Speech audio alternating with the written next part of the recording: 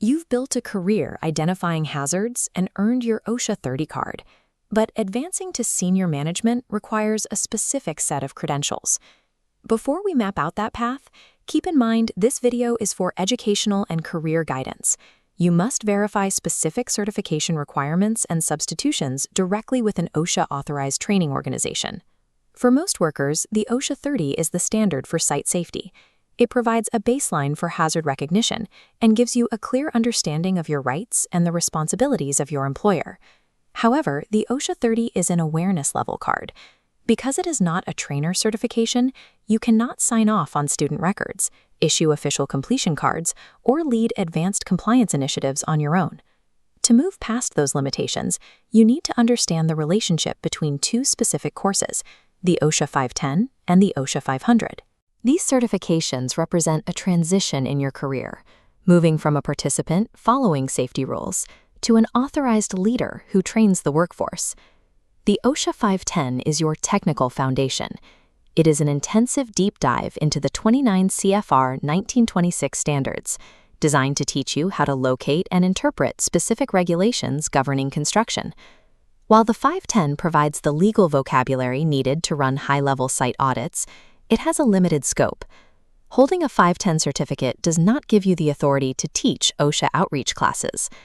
This matrix shows each path's focus. The 510 covers rules, while the 500 focuses on adult learning principles and presentation techniques. Completing the 500 grants you authorized outreach trainer status, allowing you to teach classes and issue official Department of Labor cards. The testing methods reflect these different goals. The 510 uses written exams to check your regulatory knowledge. The 500 requires you to deliver a live presentation to the class and pass a performance evaluation on your actual teaching ability. Essentially, the 510 ensures you know the standards, while the 500 ensures you can effectively transfer that knowledge to other workers. The certification process follows a strict sequence. You cannot skip steps, and the OSHA 510 is a mandatory prerequisite for the OSHA 500. This flowchart maps the 4 stages: awareness, experience, mastering the 510, and the 500 trainer course. Attempting to jump straight from OSHA 30 to 500 gets applications rejected. Clear the hurdles first. Also, the 510 carries a 7-year expiration. Missing this resets your prerequisite. Delaying your trainer course creates a direct financial trade-off. If the 510 expires, you'll have to pay for the course again and spend another week in a classroom before applying for trainer status. That time investment is significant. The 510 alone requires approximately 26 contact hours of classroom instruction. The 500 course adds another 26 to 30 hours, not including the time you'll need to prepare your mandatory teaching presentation. This rigid timeline serves as a quality control filter for the industry. It ensures authorized trainers have a sustained commitment to their technical education before they begin teaching. The 5-year field experience requirement serves as the primary gatekeeper on the authorization flowchart. Working safely on a site does not meet this requirement. You must have a professional role with dedicated safety responsibilities, such as acting as a supervisor, safety manager, or a site officer who is actively walking the site and auditing the project for hazards. You verify this through an official form signed by your employer. It requires documenting your specific job titles and the exact percentage of your daily duties devoted to safety and health. However, there are official substitutions that can accelerate this 5-year timeline. Holding a bachelor's degree in occupational safety and health from an accredited university substitutes for 2 of the 5 required years. A certified safety professional or certified industrial hygienist designation provides the same credit, allowing you to apply with just 3 years of experience.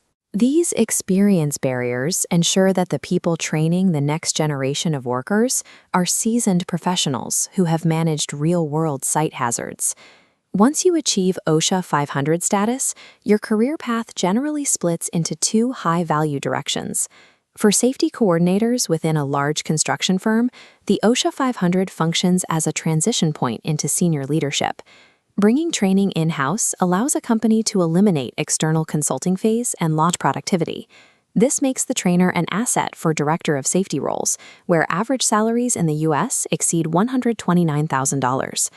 The second path is the independent consultant route, focusing on training as a standalone business. Independent trainers have a high revenue potential.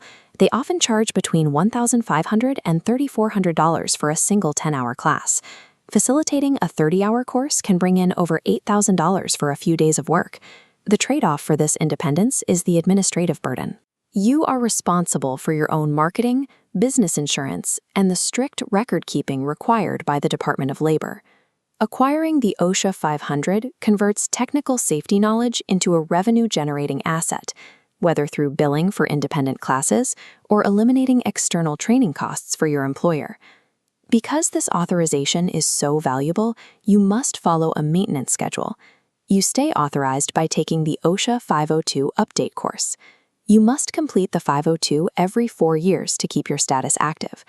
OSHA has eliminated the grace period, so the expiration date on your card is final. If your card expires, you lose your authority to issue student cards immediately. To get it back, you have to retake the entire OSHA 500 course from the beginning. Here is a roadmap for your next move. If you lack the field time, begin documenting your safety duties today. If you have the years but no certificate, register for the 510. If you already hold a valid 510, submit your prerequisite form for the 500.